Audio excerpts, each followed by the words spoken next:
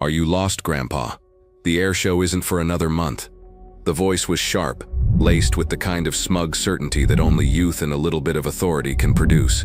It belonged to a young man in a flightline technician's uniform, his name tag reading Kyle. He had his arms crossed, a posture of pure impatience. As he stood over the old man didn't respond. He remained perfectly still, his gaze fixed not on the condescending technician, but on the silent, monolithic form of the F-16 Fighting Falcon before them. The jet sat dead on the tarmac, a sleek predator rendered inert. Its canopy was open like a broken jaw, and a nest of diagnostic cables snaked from an open maintenance panel, a testament to a problem no one could solve. The old man's name was Arthur Vance. His back was slightly stooped by more than 80 years of gravity, and his hands resting calmly at his sides were roadmaps of wrinkles and faded scars. He wore simple khaki pants and a worn, plain windbreaker, an outfit that made him look like a tourist who had wandered far past the designated viewing areas. Another, slightly older technician joined Kyle, wiping sweat from his brow with the back of a greasy glove. "Anything. Just this guy," Kyle scoffed, jutting his chin toward Arthur. "I think he thinks it's a museum piece." "Sir," he said, his voice loud and slow as if speaking to a child, "you can't be here. This is a restricted area. I need you to go back to the gate." Arthur's eyes, pale blue and cloudy with age, finally shifted. They didn't look at Kyle, but instead traced the fuselage of the fighter jet, following lines that only he seemed to see. He took a slow, deliberate step closer to the aircraft's landing gear. Kyle's frustration, already simmering from hours of fruitless work on the grounded jet, boiled over. "I said, step away from the aircraft, now." He moved to intercept, placing a hand on Arthur's shoulder to steer him away. "This is a $16 million piece of military hardware, not a park bench. What do you think you're doing?" Arthur's gaze finally met Kyle's. There was no fear in his eyes, no anger, not even annoyance. There was only a quiet, profound focus, as if Kyle were a minor distraction, a buzzing insect in a room that held a far more interesting puzzle. The pressure on the flight line was immense. The grounded F-16, callsign Viper 07, was the lead plane for a critical readiness exercise scheduled to launch in less than an hour. A visiting delegation of foreign dignitaries was already waiting in the command tower, and the base's wing commander was making his displeasure known over the radio net in clipped, progressively colder tones. Every technician on the flight line felt the heat, but Kyle, as the lead, was taking the brunt of it. He and his team had been chasing ghosts in the machine for 3 hours. They had swapped out the entire avionics control unit, tested the power relays and run diagnostics until the computer screens blurred. Nothing. The F-16 was a brick. This old man's appearance felt like the final insult, a symbol of the world's maddening refusal to cooperate with his plans. "I need to see some identification, sir," Kyle demanded, his voice echoing with the false authority of a man losing control. "Your flight line pass, now." Arthur didn't reach for a wallet. Instead, his hand slowly went to the pocket of his windbreaker and emerged with a small, worn leather pouch, the kind a man might use for carrying tobacco or spare parts. It was dark with age and the oil from his hands. Kyle let out a short, incredulous laugh. "What is that, your toolkit? What are you gonna do, fix a fly-by-wire system with a pocket knife and some twine?" A few of the other techs, drawn by the confrontation, chuckled nervously. They were young, most of them in their early 20s, and they followed Kyle's lead. The scene was becoming a small spectacle on the vast, heat-shimmered expanse of the tarmac. A circle was forming around the dead jet, the young uniformed crew, and the silent elderly civilian. "Sir, I am not going to ask you again," Kyle said, his face reddening. "Get away from this aircraft, or I will have you escorted off this base by security forces." Arthur ignored the threat. His attention was elsewhere. He unrolled the leather pouch with a slow, deliberate motion. Inside, nestled in soft felt, were not the crude tools Kyle had imagined, but a small, curated set of instruments. They were clearly old, some of them looking handmade, their steel darkened with a patina of age and use. One was a strange-looking spanner wrench with a uniquely angled head. Kyle stared at the tools, his derision deepening. "Are you kidding me? Where did you get that junk? A World War II surplus store. You probably flew biplanes, didn't you, Pops? Things were a lot simpler back then." As Kyle's mocking words hung in the hot air, Arthur's fingers brushed against the handle of the peculiar spanner wrench. The feel of the worn metal was a key, unlocking a door in his mind. The world dissolved from the bright sun-bleached tarmac to the dim, oppressive humidity of a makeshift hangar in Da Nang decades ago. The air was thick with the smell of burnt kerosene, sweat and fear. A battle-damaged F-4 Phantom, its wing riddled with shrapnel, stood dripping hydraulic fluid onto the concrete floor. A younger Arthur, his face taut with focus and smudged with grease, was wedged deep inside an open maintenance bay, working by the faint glow of a handheld lamp. The very same spanner wrench was in his hand. Outside, the distant crump of artillery provided a grim soundtrack. A frantic crew chief was shouting, "We need that bird in the air, Art. They're getting hammered out there." Arthur didn't answer. He just gave one final, precise turn with the wrench. A valve seated. The hydraulic bleed stopped. He slid out from under the wing and nodded. "She'll fly." The memory was gone in a flash, a whisper of a past that informed the stillness of the present. Back on the tarmac, the scene had escalated. One of the other technicians, eager to impress Kyle, chimed in. "Maybe he thinks it's a car, needs a jump start." The circle of onlookers widened. On the far side of the flight line, working on another aircraft, was Master Sergeant Reyes. He was a career crew chief, a man with 30 years of service etched into the lines around his eyes. He'd seen hot-headed young team leads like Kyle come and go. He'd been watching the confrontation with a growing sense of unease. At first, he was just annoyed that a civilian had gotten this far onto the tarmac. But then he started watching the old man. It wasn't his clothes or his age, it was his posture. The way he stood. He wasn't looking at the F-16 like a tourist. He was studying it, assessing it. His gaze was methodical, moving from the wing roots to the engine intake to the specific panel Kyle's team had been fighting with. It was the stance of a diagnostician, of a master craftsman sizing up a flawed piece of work. There was an economy of motion, an absolute stillness that Reyes hadn't seen in years. It reminded him of the old legends, the stories the gray-haired maintenance chiefs used to tell about the engineers from the Skunk Works or the original General Dynamics design team, men who could listen to an engine and tell you which specific turbine blade was out of balance. Kyle's patience finally snapped. He reached out and grabbed Arthur's arm, more forcefully this time. "That's it, old-timer. Your little field trip is over. We're going to see security." He started to pull the unresisting old man away from the jet. That was the moment for Master Sergeant Reyes. Something clicked. A name from one of those old stories surfaced in his memory. A ghost story, almost. He pulled out his cell phone, his heart suddenly pounding. He didn't call the security desk. He scrolled through his contacts to a number he rarely used, the direct line to the maintenance group commander's office. The call was picked up by a young captain, Colonel Davison's office. "Sir, this is Master Sergeant Reyes on the flight line," he said, his voice low and urgent. "You're not going to believe this. We've got Viper 07 grounded, the one for the DV flight. The tech team is at a dead end, and their lead is about to have a civilian arrested." "A civilian? How in the hell did a civilian get on the active flight line?" "That's the thing, sir," Reyes continued, watching Kyle try to pull the old man who was now holding his small pouch of tools. "The way he's looking at the Viper, it reminds me of the stories about the ghost of the flight line. The guy who wrote the book on the bird." There was a pause. "Sir, I think his name might be Vance.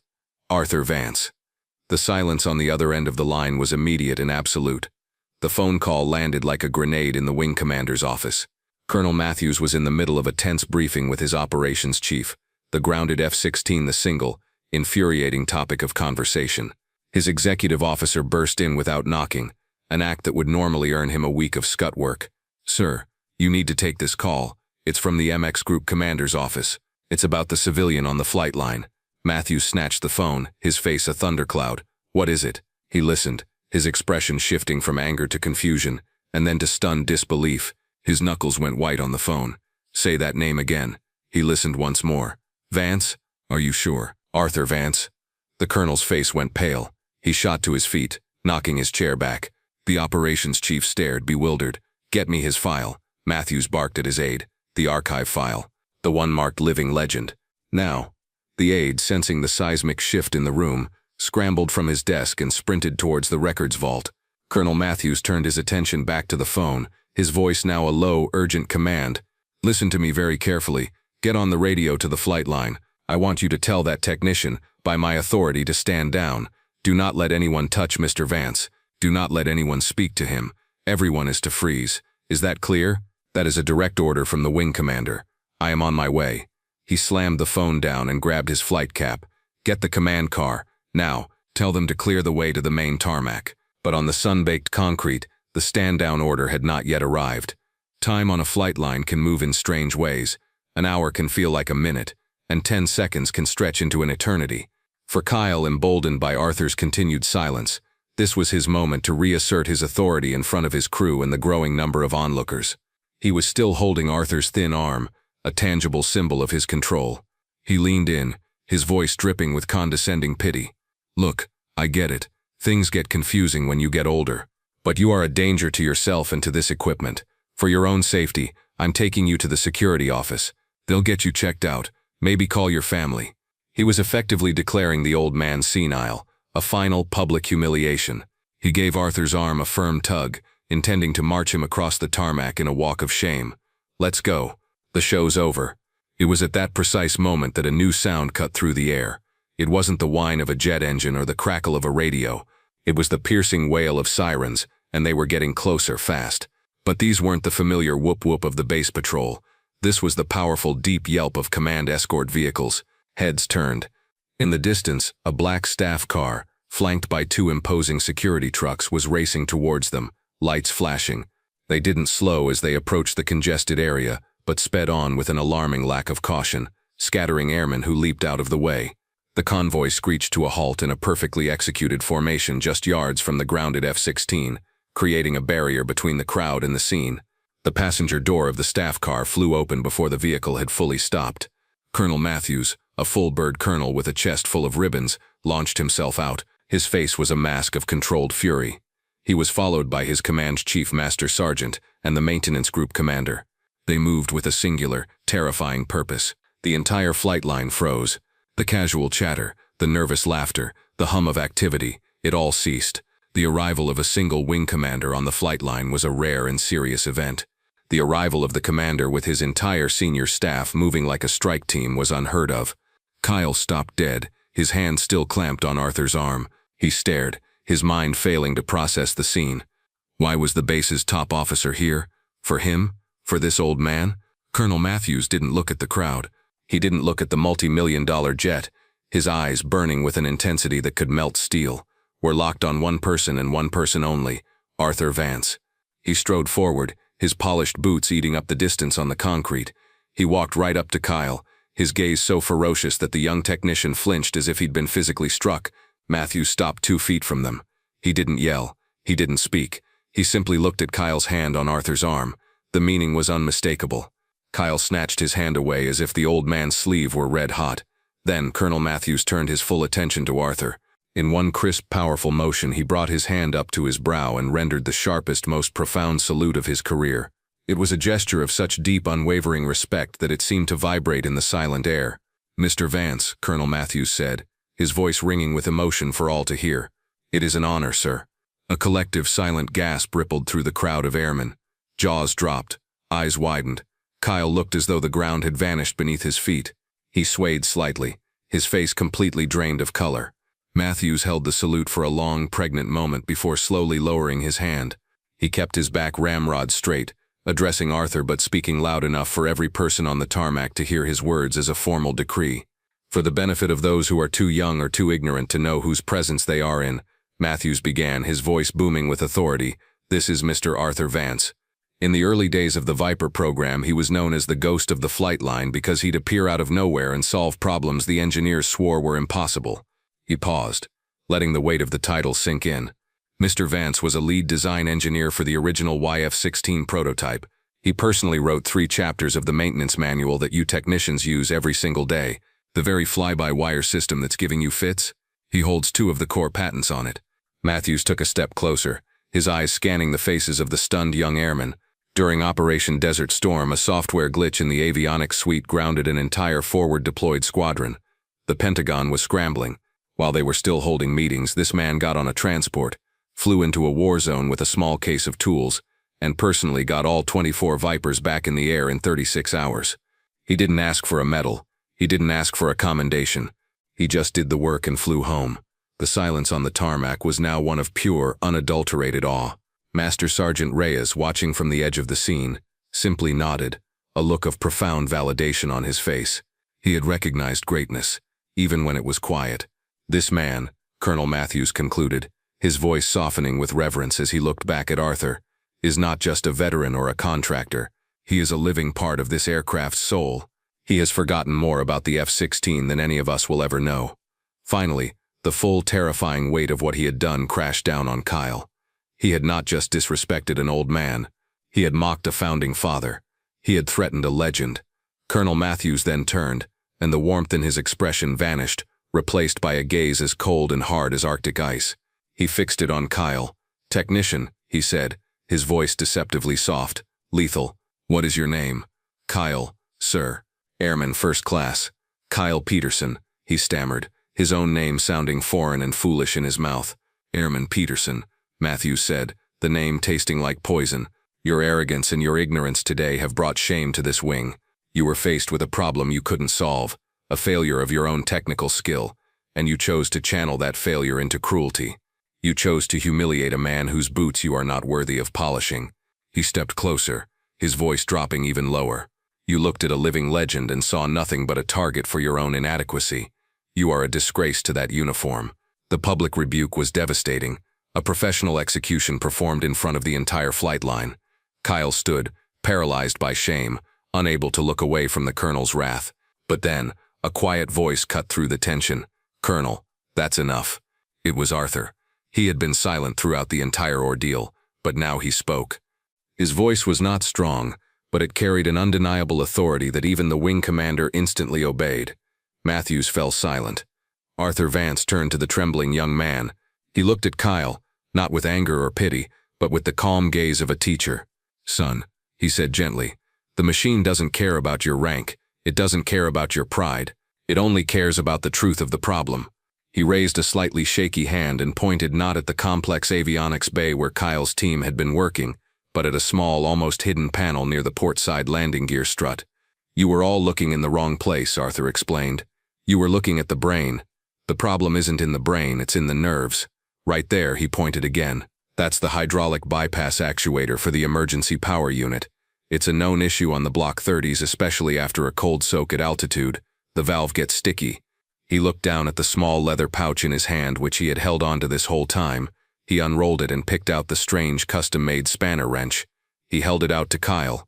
"You don't need a computer, you just need to give it a little tap to remind it what it's supposed to do." As Kyle hesitantly reached for the old, dark steel of the wrench, the world flickered again for Arthur. The tool in his hand felt heavy with more than just its own weight. He saw himself 30 years younger, standing in a pristine clean room at the General Dynamics facility in Fort Worth. A man with brilliant eyes and a slide rule in his pocket. The chief designer of the entire F-16 program was handing him this very wrench, freshly milled. "Sometimes, Art," the man had said, his voice full of avuncular wisdom, "the most complex problems in the world don't need a more complex solution. They just need a steady hand and the courage to try the simple thing first. Never forget that." Kyle's fingers closed around the tool. It felt strangely balanced in his hand. Under the silent, watchful gaze of the wing commander, his own crew, and the man he had ridiculed, he walked to the F-16. He knelt down, his movements stiff with dread and humiliation. He found the small actuator Arthur had indicated. It looked insignificant, an afterthought in the jet's complex anatomy. He raised the wrench. For a moment he hesitated, the entire flight line holding its breath. Then, with a gentle, precise motion, he tapped the valve housing. Tap. The sound was tiny, almost lost in the vastness of the tarmac. But it was followed by another, more significant sound. A soft, satisfying hiss of released pressure. A click-clack of a relay seating itself. And then magic. The cockpit of the F-16 flickered to life. The dashboard screens glowed green. The voice of the onboard computer, a calm female voice known affectionately as Bitching Betty, announced, "Main power online." The auxiliary power unit began to whine, spooling up to speed. The dead predator was alive. A wave of astonished murmurs swept through the crowd. The problem that had stumped a team of trained technicians with thousands of dollars of diagnostic equipment for 3 hours had just been solved in 3 seconds. With a tap from a homemade tool in the hands of an old man. Colonel Matthews stared at the illuminated cockpit, then back at Arthur, a look of profound respect on his face. He turned to the maintenance group commander. "I want Airman Peterson and his entire team off the line. They're to report for a week-long training seminar starting at 0800 tomorrow. The topic," he said, looking at Arthur, "will be the history and legacy of the F-16 airframe. And the first lesson will be taught by Mr. Vance, if he would do us the honor." A formal base-wide letter of apology was to be drafted and delivered to Mr. Vance personally. The story of what happened on the tarmac would become mandatory reading at the maintenance training schoolhouse. Weeks later, the heat of the incident had cooled. Kyle Peterson was a different man. The arrogance had been sandblasted away, replaced by a quiet humility. He was in the base library, studying old technical orders, trying to learn what he had so clearly missed. He saw Arthur Vance sitting in a worn armchair in the history section, reading a book. Kyle's heart pounded. He bought 2 cups of coffee from the small kiosk and walked over, his steps hesitant. "Mr. Vance?" he said quietly. Arthur looked up from his book, his pale blue eyes holding a spark of recognition, but no malice. I wanted to say thank you," Kyle stammered, placing a coffee on the small table beside Arthur, "for the lesson, and I'm sorry for how I treated you." "There's no excuse." Arthur looked at the young man, at the genuine remorse in his eyes. He gave a small, forgiving nod and gestured to the empty chair opposite him. "Sit down, son." Kyle sat. They didn't speak of the incident on the tarmac again. Instead, Arthur started talking. He talked about the feel of the wind over a new wing design, about the smell of a hot engine, about the challenges of making a machine that was smarter and faster than the pilot, but still obeyed him like a part of his own body. He spoke of the plane not as a weapon, but as a living creation, and Kyle listened, finally understanding that the soul of the machine was not in its wires or its software, but in the spirit of the people who created it. The story of Arthur Vance is a powerful reminder that true legends often walk among us, their greatness hidden in plain sight, waiting not for recognition, but for a problem to solve. If you were moved by this story of unassuming heroism, please like this video, share it with others, and subscribe to Veteran Valor for more stories that deserve to be told.